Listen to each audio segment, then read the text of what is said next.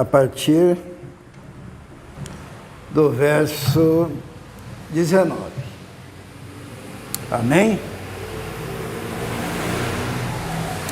Todo mundo encontrou, né? Diz assim: alguns homens da cidade foram dizer a Eliseu: como podes ver, esta cidade está bem localizada, mas a água não é boa e a terra é improdutiva.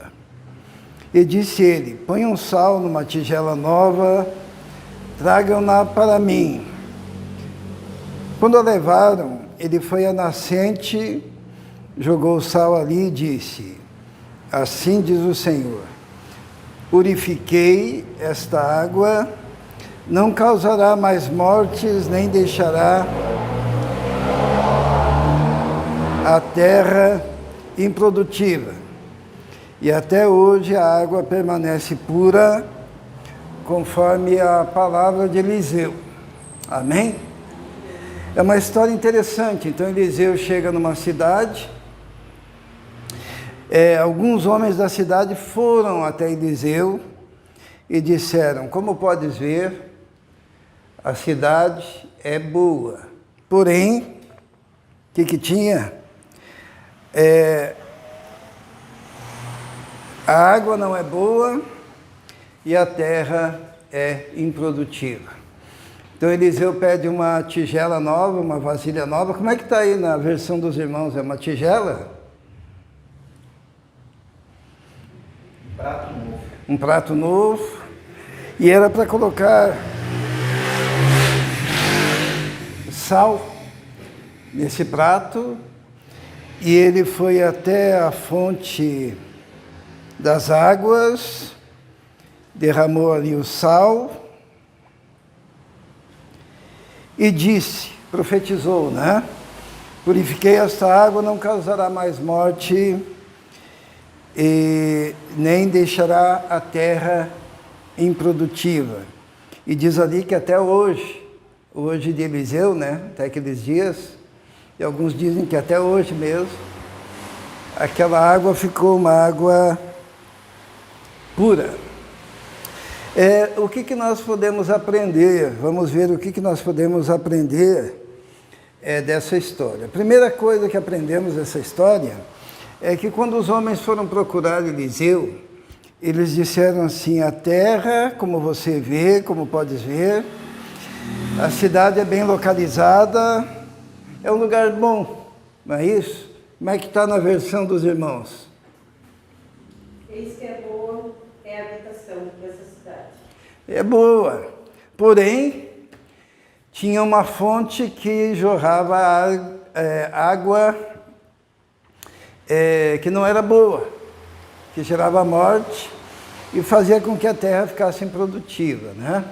Eu creio que a primeira coisa que nós temos a aprender nesse texto do Antigo Testamento é que nós devemos ter a capacidade de olhar, mesmo um lugar cheio de fontes improdutivas, cheio de fontes que geram a morte, nós temos que olhar e dizer: olha, o lugar que nós estamos é um lugar bom. O lugar é bom, apesar do bar que tem um cantor que desafina um pouquinho, né? O lugar é bom, apesar da prostituição. O lugar é bom, apesar de ter a fonte daqueles que vendem drogas. O lugar é bom, tem a fonte da violência. O problema é quando a igreja ela é plantada num lugar e a igreja olha para esse lugar só vendo o que há de ruim. Não tem perspectiva. O lugar é bom. Nós precisamos tratar dos problemas. Nós precisamos ir até aquelas fontes, as mais diferentes fontes que nós precisamos identificar, precisamos ir até lá e tratar, né? Mas tem que ter no nosso coração amor pelo lugar, apesar das circunstâncias. Nós fomos levar brinquedos esses dias ali embaixo, né, no lugar ali de invasão, e alguém foi até lá e disse, eu não gosto disso, né? Não é para mim. E foi embora, porque não conseguiu ver com olhos de uma perspectiva positiva em relação àquele lugar. Nós entramos ali num lugar, eu e a Bia, num beco, e nós saímos de lá, nossa, que lugar bom para fazer culto, né? Para levar um violão. Lembra, Israel? Que lugar excelente para fazer evangelismo. Mas ali é uma fonte que jorra o quê? Hein, Bia? O que será que jorra daquele lugar? Mas nós vimos ali um lugar bom e uma fonte que precisava ser tratada. A gente sempre reclama que é muito barulho, música mundana, alta, funk na frente, bêbado entrando toda hora. Mas como que nós temos visto esse lugar? A terra é boa. Por que é boa? Porque Deus tem um plano, porque Deus tem um ideal ali, né? Então, quando os homens chegam até Eliseu, eles dizem, olha, Eliseu, como você pode ver, talvez se os olhos do Eliseu fossem ruins, porque a Bíblia diz que se os teus olhos forem bons, tem luz. Agora, se a luz que é em ti são trevas, que tenebrosas seriam essas trevas, né? Então, como que nós olhamos o vizinho da frente lá, a irmã Margarida, né? Tantas circunstâncias difíceis, mas a irmã diz, o lugar aqui é bom, ali do lado deveria ter uma igreja, já falou isso, né? Isto é olhar na perspectiva correta. Por que será que tem igrejas que não gostam de investir em bairros pobres? Eu acho que por causa que não tem muito dinheiro, né? Não tem dinheiro envolvido? Então, porque olha as fontes amargas e pensa, eu quero ficar longe disso. Agora Eliseu, os homens daquela cidade disseram, como você pode ver, o lugar é bom. Segunda coisa que a gente aprende é que Eliseu imediatamente diz assim, ponham sal numa tigela nova e tragam para mim. Isto é, por que será que ele pediu um prato novo, como diz a versão do Israel, uma tigela nova, e ali colocar o sal? A primeira coisa que a gente aprende é que o sal tinha que ser sal mesmo, não podia ser sal insípido. O que é sal insípido? Jesus fala assim que nós somos o sal da terra, mas se o sal se torna insípido, sem sabor, não serve para nada.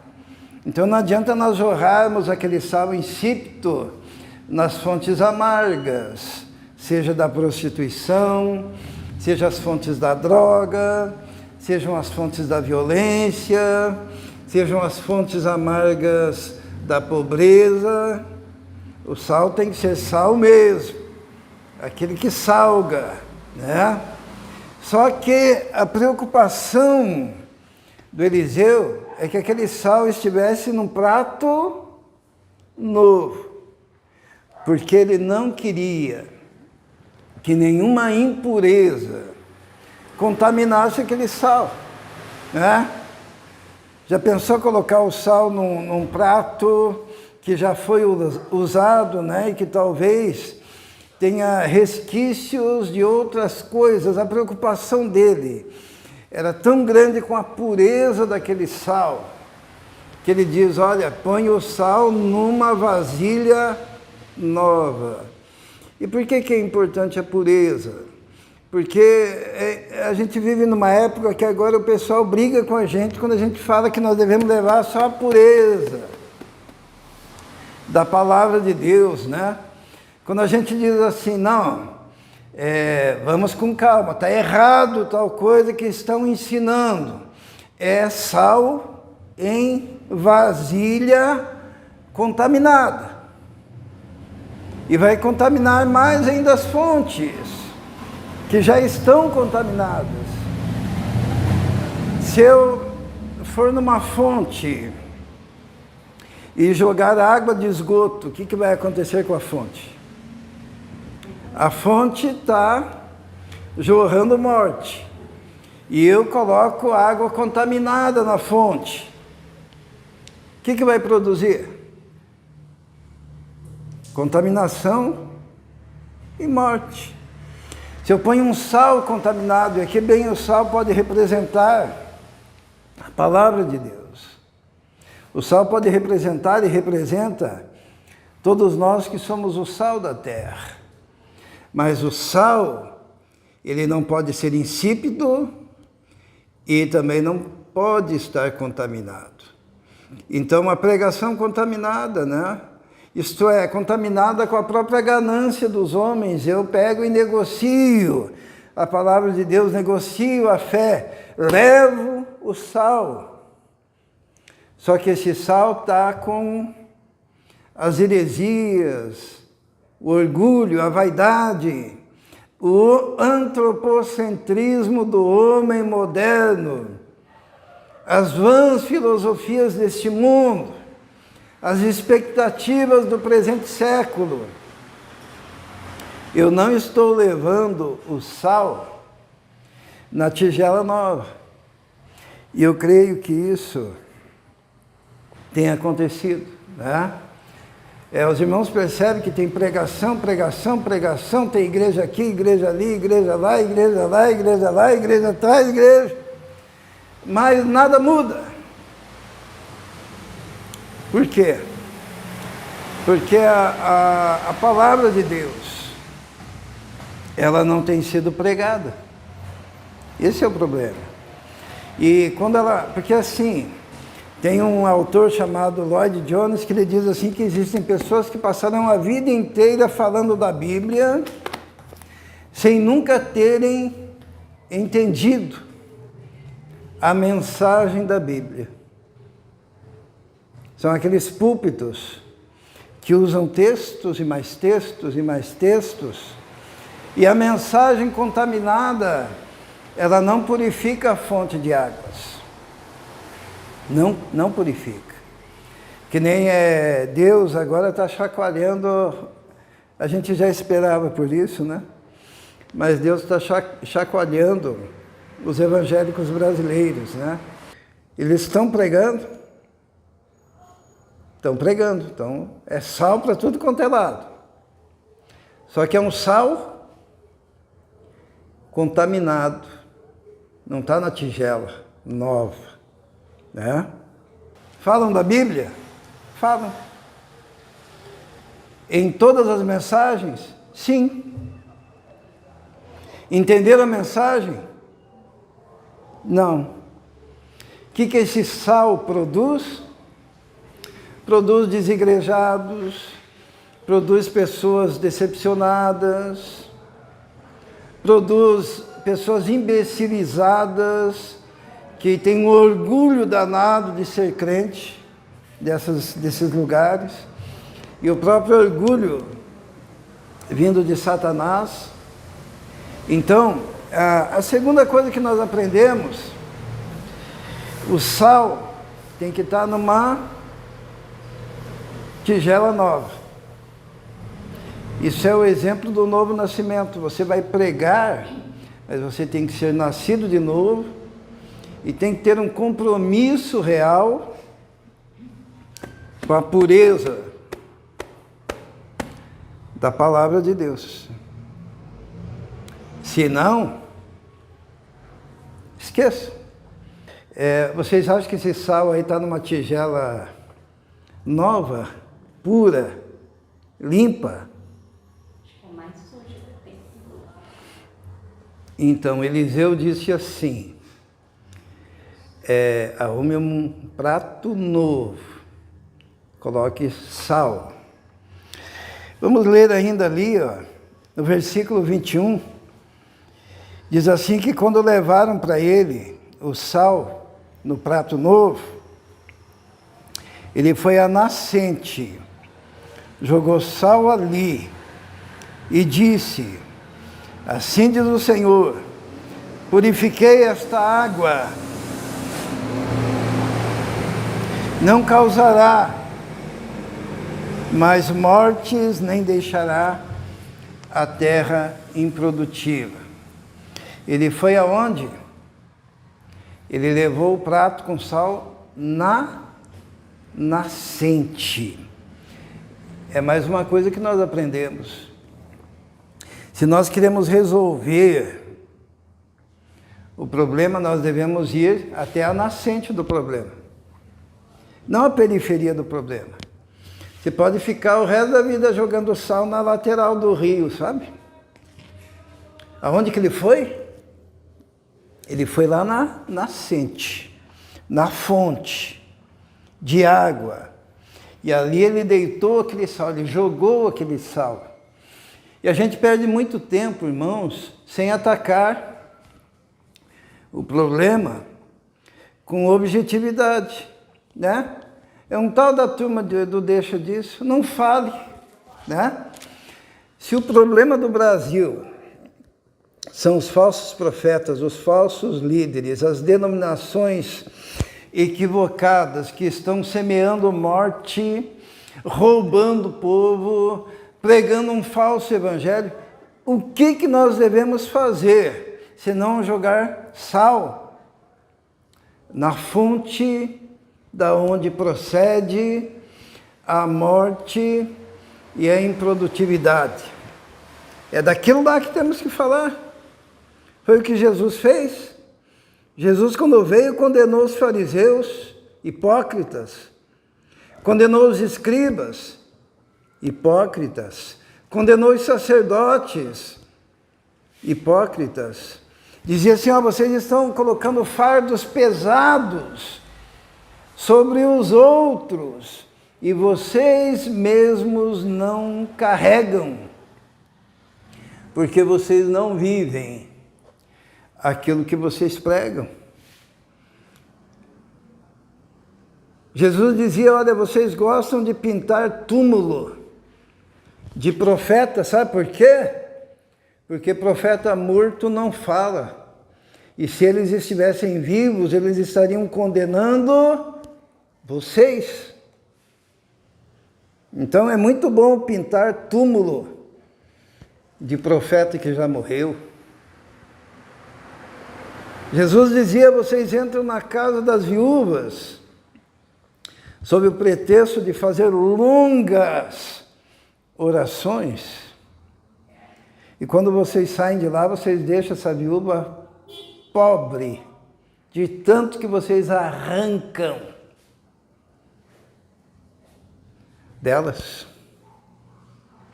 Jesus ia na fonte. João Batista ia na fonte. Ele estava batizando lá no Rio Jordão e vinha muita gente confessando os pecados e sendo batizados. Dali a pouco chegou os fariseus religiosos. E João Batista, o que ele disse? Raça de víboras, quem vos induziu a querer fugir da ira vindoura?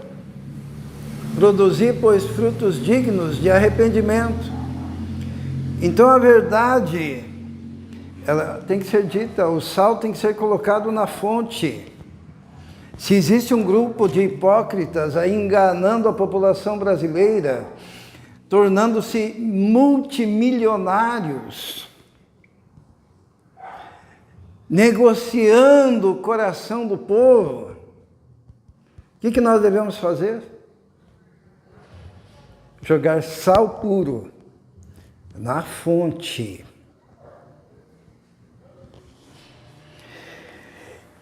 E finalmente,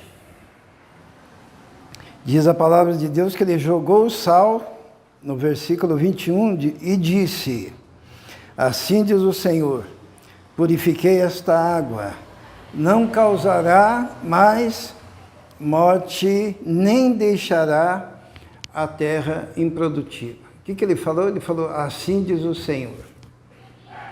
Nós somos o sal da terra, nós devemos ir até as fontes amargas, que a gente gosta muito de estar em fonte boa, né? Quando a gente vai escolher um rio para tomar banho, o que a gente quer? Um rio cristalino. Agora, para nós sermos o sal da terra, nós temos que ir na casa da prostituta, nós temos que ir no boteco, nós temos que ir ali no lugar de invasão, onde vendem drogas, nós temos que visitar o bêbado. Sal na fonte das águas amargas, mas sal puro, né? Sal puro. Uma vasilha não contaminada, levando a legítima mensagem do Evangelho. E no versículo 22, o que diz? E até hoje a água permanece pura, conforme a palavra de Eliseu. Sabe, até hoje permanece pura, significa que os resultados de um trabalho verdadeiro são resultados permanentes, né? Porque o que tem de troca aí de gente que vai numa igreja, vai na outra igreja, vai na outra igreja, vai na outra igreja, vai na outra igreja, e vai procurando como se fosse um supermercado. E quando sai delas, está pior do que antes. E a transformação que tanto falaram não foi verdadeira, porque deu na mesma. Estão desanimados, desigrejados, abandonaram tudo, já não querem saber de mais nada e não demonstram a vida purificada e transformada. A Bíblia diz o contrário. Se o Filho vos libertar, verdadeiramente sereis livres. Por quanto tempo? Para sempre, né? Não existe essa de expulsar um demônio, ele vai passear, daqui a pouco está de volta. Se você expulsou, ele não volta nunca mais, tá? O trabalho de Deus é definitivo. Então, o que aconteceu com esse trabalho de Eliseu é que até hoje a água permanece pura. Quando foi escrito o livro de Reis, a água permanecia pura. E dizem alguns estudiosos que até hoje essas águas estão puras. Porque se há o toque de Deus, da pureza da palavra, do assim diz o Senhor, a transformação que Deus opera, não tem retrocesso. E é este o evangelho que nós estamos pregando aqui. Não é evangelho de oba-oba, antropocêntrico, de musiquinha animada, worship que não diz nada, né? Aquela repetição, como diria como é que é o nome daquele cantor? João Alexandre. São meras repetições, repetições, repetições, repetições. Por quê? Porque é proibido pensar. Sal puro num prato novo na fonte. Esse é o nosso ideal. Amém?